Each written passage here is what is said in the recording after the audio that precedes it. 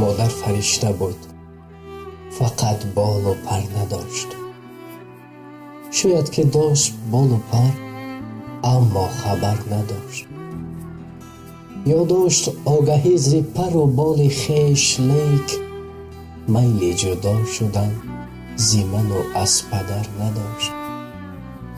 در کودکی به مادر خود خواستم برم یک هدیه، لیک جیب من آن لحظه زر نداشت. زر یافتم به گاه جوانی و آن زمان، جز عشق یار سینه هوای دیگر نداشت. وقتی به یاد هدیه فتادم که مادرم، روی لبش به غیر وداع ای پسر نداشت.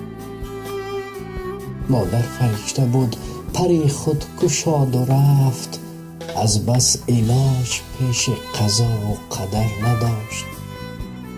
مادر فرشته بود، دقیقاً فرشته بود، حتی به دوش بال و پری هم اگر نداشت.